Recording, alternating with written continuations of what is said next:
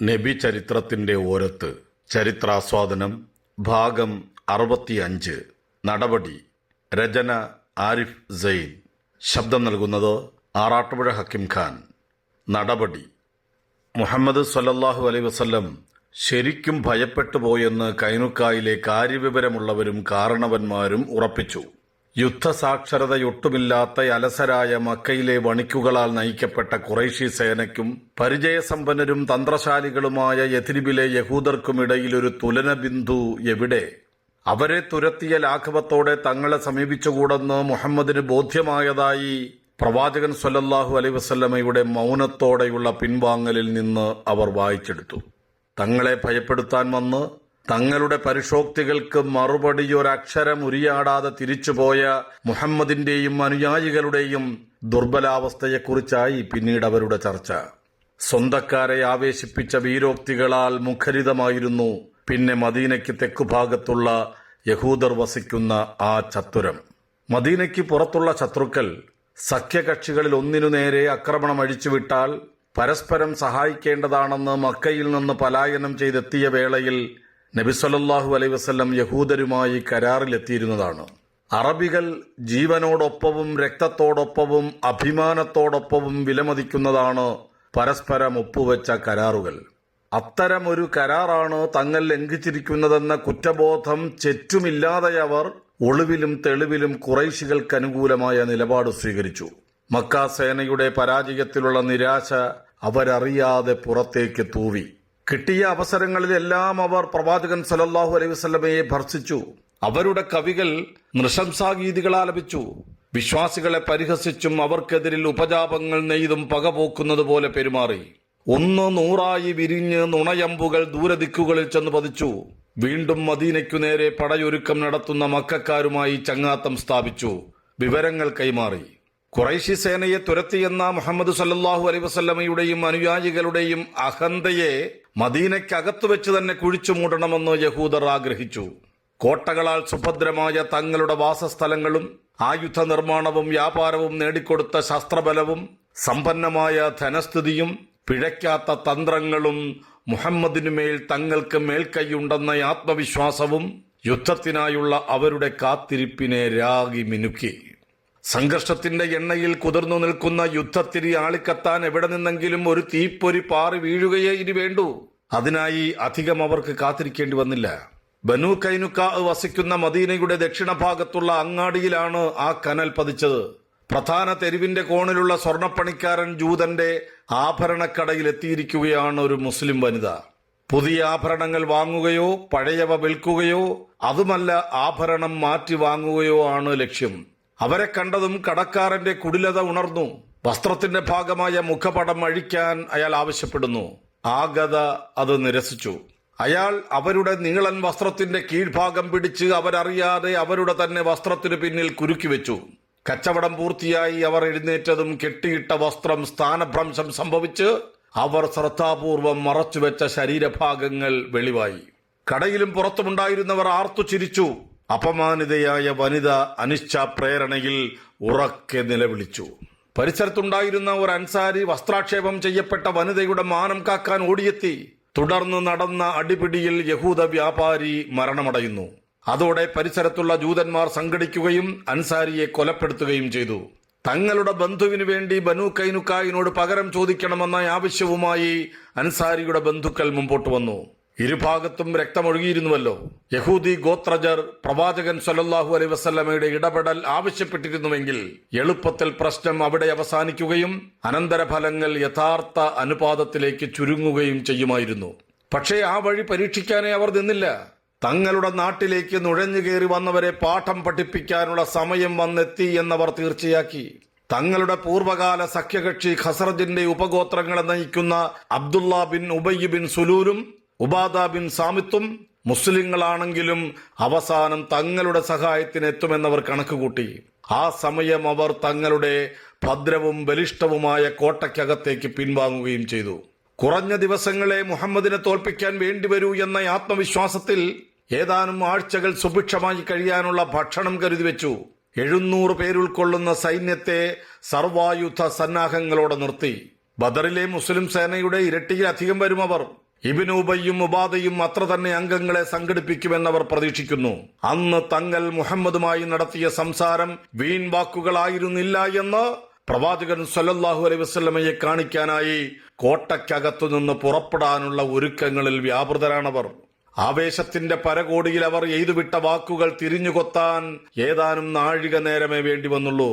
അഹന്തയുടെ പെരുമ്പാമ്പിൻ ചുറ്റിൽപ്പെട്ട് ഭദ്രമെന്നും അദൃശമെന്നും കരുതിയിരുന്ന കോട്ടയിത തങ്ങൾ ഒരുക്കിയതിനേക്കാൾ വലിയൊരു സേനയാൽ നാലുപാടു നിന്നും ഉപരോധിക്കപ്പെട്ടിരിക്കുന്നു. സംഭവിച്ചത് എന്തെന്നറിയാതെ അവർ മിഴിച്ചു നിന്നു. ഇനി ആലോചിച്ചു നിൽക്കാൻ സമയം ബാക്കിയില്ല. ഇബ്നു ഉബയ്യിനരികിലേക്ക് ദൂത് പാഞ്ഞു. വിവരം ലഭിച്ചതും ഇബ്നു ഉബയ്യ് നേരെ ഉബാദ ബിൻ സാമിത്തിനെ ചെന്ന് കണ്ടു. ഖസ്റജുമായി ചിരകാലം സഖ്യത്തിലായിരുന്ന കൈനുക്കായിനെ സഹായിക്കേണ്ടത് തങ്ങളുടെ ബാധ്യതയാണെന്ന് ഉണർത്തി. ഇബ്നു ഉബയ്യിനെ പോലെ ഇരട്ടനാക്കുള്ള കപടനായിരുന്നില്ല ഉബാദ. അയാൾ അറുത്തുമുറിച്ചു പറഞ്ഞു, പണ്ടത്തെ ഒരു ഉടമ്പടിയും പുതിയതൊന്നിനെ റദ്ദ് ചെയ്യുന്നില്ല. പ്രവാചകൻ സല്ലല്ലാഹു അലൈഹി വസല്ലമയുമായി കൈനുക്കാ ഉണ്ടാക്കിയിരുന്ന കരാറിനെ ഉബാദ അബ്ദുള്ള ബിൻ ഉബയ്യിന്റെ ഓർമ്മയിൽ കൊണ്ടുവന്നിട്ടു. കരാർ ലംഘിച്ച കൈനുക്കായിനെ സഹായിക്കേണ്ട ഒരു ബാധ്യതയും തനിക്കില്ല എന്നയാൾ സന്ദിഗ്ധത ലേശം അവശേഷിപ്പിക്കാതെ പറഞ്ഞു. ഉബാദ നേരെ പ്രവാചക സന്നിധിയിലെത്തി. ബനു കൈനുക്കാവുമായുള്ള സഖ്യത്തിൽ നിന്ന് താൻ പിൻവാങ്ങിയതായി അറിയിച്ചു. തിരുദൂതരെ, ഞാൻ അള്ളാഹുവിനെയും അള്ളാഹുവിന്റെ ദൂതരെയും വിശ്വാസികളെയും ഏറ്റെടുക്കുന്നു. അവിശ്വാസികളുടെയും അവരുടെ കാര്യക്കാരുടെയും സഖ്യത്തിൽ നിന്നിതാ പിൻവാങ്ങുന്നു. എന്നാൽ ശക്തരായ യഹൂദ ഗോത്രവുമായി പൊന്നുതൂക്കുന്ന ശ്രദ്ധയോടെ വർഷങ്ങളെടുത്ത അവിരാമ ശ്രമങ്ങളിലൂടെ വളർത്തിയെടുത്ത ബലിഷ്ഠ ബന്ധം നിമിഷാർത്ഥം കൊണ്ട് അറുത്തുമാറ്റുക ഇബ്നു ഉബയ്യിന്റെ കാര്യക്രമങ്ങളിലില്ല. അതേസമയം തന്റെ സഹനഗരവാസികൾക്ക് പ്രവാചകനോടുള്ള സ്നേഹാദരവുകൾ യഹൂദരെ പോലെ കണ്ടില്ലെന്ന് നടിക്കാനും അയാൾക്ക് സാധിക്കുമായിരുന്നില്ല. യാഥാർത്ഥ്യബോധം കൈവിടരുത്. എന്തൊരു സ്നേഹമാണ് അവർക്ക് അദ്ദേഹത്തോട്. ഒരു കാലത്ത് തനിക്ക് വേണ്ടി എന്തും ചെയ്യാൻ തയ്യാറായിരുന്ന സ്വന്തം ആളുകളിൽ നിന്ന് ആ കൂറെല്ലാം പല മടങ്ങധികം മുഹമ്മദിനോടാണ് കാണിക്കുന്നത്. പലതവണ തന്റെ പഴയ അനുയായികളുടെ ഈർഷ്യയിൽ കൈവെന്തുപോയ അനുഭവങ്ങൾ പുത്തനായി അയാളുടെ മനസ്സിലുണ്ട്. 2 വർഷം മുമ്പായിരുന്നെങ്കിൽ അകമേ നിന്ന് ഉപരോധിക്കപ്പെട്ടവരുടെ സഹായത്തോടെ കൂടുതൽ വലിയൊരു സേനയുമായി ചെന്ന് ഉപരോധ വലയം ഭേദിക്കാൻ തനിക്കാകുമായിരുന്നുവല്ലോ. എന്നാൽ ഇന്ന് അയാൾക്കറിയാം, മുഹമ്മദ് സല്ലല്ലാഹു അലൈഹി വസല്ലം തനിക്കെതിരിൽ നടപടി വല്ലതും സ്വീകരിച്ചാൽ പോലും എന്തെങ്കിലും ചെയ്യാൻ താൻ അശക്തനാണെന്ന്. വരാനിരിക്കുന്ന സഹായവും കാത്ത് ബനു കൈനുക്കാവ് 2 ആഴ്ച കോട്ടയ്ക്കകത്ത് കഴിച്ചുകൂട്ടി. സഹായമാകട്ടെ എവിടെ നിന്നും വന്നെത്താനുമുണ്ടായിരുന്നില്ല. ദിനംതോറും പ്രതീക്ഷകൾ മുനിഞ്ഞ് ദുർബലമായി വന്നു. അവരെ ഗളച്ഛേദം ചെയ്യണമെന്ന അഭിപ്രായം പ്രവാചകൻ സല്ലല്ലാഹു അലൈഹി വസല്ലമയുടെ അനുചരന്മാരുമായുള്ള കൂടിയാലോചനകളിൽ മികച്ചു നിന്നു. അവർക്ക് അനുകൂലം പറയാൻ അധികമാരുമുണ്ടായില്ല. അവസാനം തികച്ചും അപ്രതീക്ഷിതമായി പരാഭവപ്പെട്ട് അവർ കീഴടങ്ങുകയാണ്. ഇബ്നു ഉബയ്യ് ഒരു ഉന്മാദിയെപ്പോലെ പ്രതികരിച്ചു. നിദ്ര അയാളെ വിട്ടുപിരിഞ്ഞിട്ട് ദിവസങ്ങളായി. പ്രതിസന്ധി പരിഹരിക്കുന്നതിനായി പല വഴികൾ പിന്നെയും അയാൾ തേടി. അവസാനം പ്രവാചകൻ സല്ലല്ലാഹു അലൈഹി വസല്ലമയുടെ തമ്പിലെത്തി. മുഹമ്മദ്, എന്റെ സഖ്യകക്ഷിയുടെ കാര്യത്തിൽ താങ്കൾ മാന്യമായി ഇടപെടണം. നബി സല്ലല്ലാഹു അലൈഹി വസല്ലം അബ്ദുള്ളയെ ഒഴിവാക്കി. അയാൾ ആവശ്യം ആവർത്തിച്ചപ്പോൾ അദ്ദേഹം തിരിഞ്ഞു നടന്നു. അയാൾക്കാകട്ടെ വിടാൻ ഭാവമില്ലായിരുന്നു. എതിരിബിൽ തനിക്കിപ്പോഴും പഴയ സ്വാധീനമുണ്ടെന്ന് യഹൂദർക്ക് കാണിച്ചു കൊടുക്കണം. അയാൾ നബി സല്ലല്ലാഹു അലൈഹി വസല്ലമയുടെ മേലങ്കിയിൽ പിടിച്ചു. കൈ പിന്നെ മേലങ്കിയുടെ കഴുത്തിന്റെ ഭാഗത്ത് മുറുകി. സുബോധം നഷ്ടമായവന്റേതുപോലുള്ള അയാളുടെ വിക്രിയയിൽ നബി സല്ലല്ലാഹു അലൈഹി വസല്ലമയുടെ ശാന്തമായ വദനം ഇരുണ്ടു. പിടുത്തം വിടൂ ഇബ്നു ഉബയ്യ്, നബി സല്ലല്ലാഹു അലൈഹി വസല്ലം ആവശ്യപ്പെട്ടു. ഇല്ല, വിടില്ല, ദൈവമാണ്, അയാൾ പറഞ്ഞു. താങ്കൾ അവരോട് നല്ല നിലയിൽ പെരുമാറുമെന്ന് വാക്കു തന്നാലല്ലാതെ ഞാൻ വിടില്ല. 400 അങ്കി അണിഞ്ഞവരും 300 അങ്കി അണിഞ്ഞവരുമായ ആളുകളിൽ നിന്ന് എന്നെ അവർ മുമ്പ് സംരക്ഷിച്ചിട്ടുണ്ട്.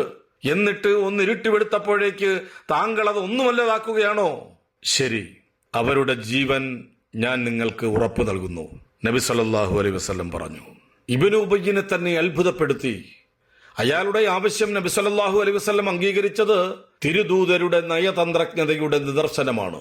നിർണായകമായൊരു കാലബിന്ദുവിൽ സമൂഹത്തിലുള്ള തന്റെ പിടിനില അംഗീകരിച്ച കൃതജ്ഞതയിൽ പ്രവാചകൻ സല്ലല്ലാഹു അലൈഹി വസല്ലമയോടും അനുയായികളോടുമുള്ള വഞ്ചനമുറ്റിയ തന്റെ നിലപാടുപേക്ഷിക്കാൻ അത് അയാളെ പ്രചോദിപ്പിച്ചെങ്കിലോ?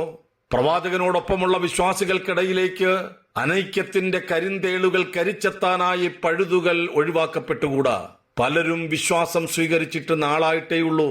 യഥ്രിബിലെ ഖസ്റജ് ഗോത്രത്തിന്റെ നേതാവായിരുന്ന തന്നെ മുഹമ്മദ് അപമാനിച്ചിരിക്കുന്നുവെന്ന് വിലപിച്ച് ഇബ്നു ഉബയ്യ് അവരെ സ്വാധീനിച്ചേക്കാം. അയാൾ നടത്തിയ ചതികളുടെയും ഉപജാപങ്ങളുടെയും കഥകളൊന്നും അറിയാത്ത പൊതുവിശ്വാസികളുടെ മനസ്സിൽ അയാൾക്കനുകൂലമായി അനുതാപത്തിന്റെ ഓളങ്ങൾ സൃഷ്ടിച്ചേക്കാവുന്ന സാഹചര്യത്തെ പ്രവാചകൻ സ്വല്ലല്ലാഹു അലൈഹി വസല്ലം അകനേത്രങ്ങൾ കൊണ്ടൊഴിഞ്ഞു. ആ സാഹചര്യമാണ് അദ്ദേഹം വേരോടെ പിഴുതത്. തന്ത്രം ഫലിച്ചു. വിശ്വാസികളെ തന്നോടൊപ്പം ഉറപ്പിച്ചു നിർത്താനും കപടവിശ്വാസികളുടെ നേതാവിന്റെ ദുരൂഹ വഴികളെക്കുറിച്ച് അവരെ പതുക്കെ ബോധവാന്മാരാക്കാനും നബി സല്ലല്ലാഹു അലൈഹി വസല്ലമയുടെ തീരുമാനം സഹായിച്ചു. ഉറ്റവരും ഉടയവരും Abdullah bin Ubayy bin Salul എന്ന ചാരനെ കൈയൊഴിഞ്ഞു, മകൻ അബ്ദുള്ളയടക്കം. തുടർന്ന് അയാൾ സംസാരിക്കാനായി ചെല്ലുന്നവരെല്ലാം വഴിതിരിഞ്ഞുപോയി. എന്നാൽ നിലവിലുള്ളൊരു കരാർ കാരണമേതുമില്ലാതെ ലംഘിക്കുന്നതുമായി ബന്ധപ്പെട്ട് ആകാശത്തുള്ളവന്റെ ആജ്ഞ വന്നു. അതിനാൽ യുദ്ധവേളയിൽ അവരുമായി മുഖാമുഖം വരുമ്പോൾ താങ്കൾ അവർ കേൾപ്പിക്കുന്ന ക്ഷതം പിറകെ വരുന്നവരെ കൂടി തിരിച്ചോടിക്കും വിധം മാതൃകയുറ്റതാക്കുക. അതിനാൽ വെറുതെ വിടാനുള്ള തീരുമാനം പ്രവാചകൻ സ്വല്ലല്ലാഹു അലൈഹി വസല്ലം മാറ്റി. ബനു കൈനുക്കാ തങ്ങളുടെ ആയുധമടക്കം സ്വത്തെല്ലാം മുസ്ലിങ്ങൾക്ക് കൈമാറി വിപ്രവാസം സ്വീകരിക്കട്ടെ. ഇതാണ് പുതിയ തീരുമാനം. അവസാനം അവർ ഷാം ദേശവുമായി അതിരു പങ്കിടുന്ന വാദി ഖുറായിലെ ബന്ധുഗോത്രത്തോടൊപ്പം ചേരുകയും അജിരേണ അവിടെ താമസമുറപ്പിക്കുകയും ചെയ്തു. നാടുവിടുമ്പോൾ അവരുടെ സ്ത്രീജനങ്ങൾ തങ്ങളുടെ വസ്ത്രങ്ങൾക്കകത്ത് ഉൾക്കൊള്ളാവുന്നത്ര സ്വർണവും എടുത്തിരുന്നു. സ്ത്രീകൾ പരിശോധനകൾക്ക് വിധേയമാകാതിരുന്നത് അവർക്ക് സൗകര്യവുമായി. ബനു കൈനുക്കാ ലോഹവസ്തു നിർമ്മാണത്തിലേർപ്പെട്ട കച്ചവട സമൂഹമായിരുന്നതിനാൽ മുസ്ലിങ്ങൾക്ക് ധാരാളം ആയുധങ്ങളും പടച്ചട്ടകളും ലഭിച്ചു. അവയെല്ലാം ശേഖരിക്കുന്നതിനും എണ്ണി തിട്ടപ്പെടുത്തുന്നതിനുമായി മുഹമ്മദ് ബിൻ മസ്ലമയെ നബി സല്ലല്ലാഹു അലൈഹി വസല്ലം ചുമതലപ്പെടുത്തി. പിച്ചവെച്ചു തുടങ്ങിയ ഇസ്ലാമിക ഭരണകൂടത്തിന്റെ ദൈനംദിന ചെലവുകൾക്കായുള്ള നിയമപരമായ 1/5 മാറ്റിവെച്ച ശേഷം രണാർജിത സ്വത്ത് അൻസാറുകൾക്കും മുഹാജിറുകൾക്കുമായി പ്രവാചകൻ സ്വല്ലല്ലാഹു അലൈഹി വസല്ലം വീതം വെക്കുകയും ചെയ്തു. ഇബ്നു സുലൂലിനും ബനു കൈനുക്കായിനും ഇടയിൽ നിലനിന്ന അതേ ബന്ധം ബനു ഔഫിനും അവരുടെ കാരണവർ ഉബാദ ബിൻ സാമിത്തിനും ഇടയിലും ഉണ്ടായിരുന്നു. ഇരു കൂട്ടരും പോയ കാലത്ത് അവരുടെ സഖ്യകക്ഷികളായിരുന്നുവല്ലോ. ബനു കൈനുക്കായിനെ നാടുകടത്താനുള്ള പ്രവാചകൻ സ്വല്ലല്ലാഹു അലൈഹി വസല്ലമയുടെ തീരുമാനം വന്നപ്പോൾ ഉബാദ പൂർണ്ണ മനസ്സോടെ കൂടെ നിന്നു. പ്രതീക്ഷകൾ അശേഷം അവശേഷിക്കുന്നില്ലെങ്കിലും ബനു കൈനുക്കാ ഉബാദയെ സമീപിച്ച് ചോദിച്ചു, അബുൽ വലീദ്, ഔസും ഖസ്റജുമായി ഞങ്ങൾക്ക് സഖ്യമുണ്ടായിരുന്നല്ലോ, എന്നിട്ട് താങ്കൾ ഞങ്ങളോടിത് ചെയ്തോ? ഉബാദയ്ക്ക് ആലോചിക്കാനൊന്നും ഉണ്ടായിരുന്നില്ല. അയാൾ പറഞ്ഞു, നിങ്ങൾ പ്രവാചകൻ സ്വല്ലല്ലാഹു അലൈഹി വസല്ലമയോട് യുദ്ധം പ്രഖ്യാപിച്ചപ്പോൾ ഞാൻ ചെന്ന് നിങ്ങളുമായുള്ള സഖ്യം ഒഴിവായതായി അറിയിച്ചു. അവരെ അനുഗമിച്ചെത്തിയിരുന്ന ഇബ്നു ഉബയ്യ് ഇടപെട്ടു. നാം ഇരുവരുടെയും ഗോത്രങ്ങൾ ഇവരുമായി ഒരേ തരം കരാറിലല്ലേ ഏർപ്പെട്ടിരുന്നത്? എന്നിട്ട് ഞാൻ സഖ്യം വിട്ടോ? ഇല്ല അബൂ ഹബ്ബാബ്, ഹൃദയങ്ങൾക്ക് ഭാവാന്തരം സംഭവിച്ചിരിക്കുന്നു. പൂർവ്വ കരാറുകൾ അപ്പടി മാഞ്ഞുപോയിരിക്കുന്നു. നാളെ താങ്കളുടെ ഭാഗത്തു നിന്നുണ്ടാകുന്ന പുതിയൊരു ചതിപ്രയോഗം വെളിച്ചത്താകുന്നതുവരെ തൽക്കാലം താങ്കൾ രക്ഷപ്പെട്ടിരിക്കുന്നു എന്ന് മാത്രം ഓർക്കുക, ഉബാദ പറഞ്ഞു. പ്രിയമുള്ളവരെ, നിങ്ങൾ ഇതുവരെ കേട്ടത് നബി ചരിത്രത്തിന്റെ ഓരത്ത് ചരിത്രാസ്വാദനം ഭാഗം 65 നടപടി. രചന ആരിഫ് സൈൻ. ശബ്ദം നൽകിയത് ആറാട്ടുപുഴ ഹക്കിം ഖാൻ. ഇൻഷാ അല്ലാഹ് തുടരും.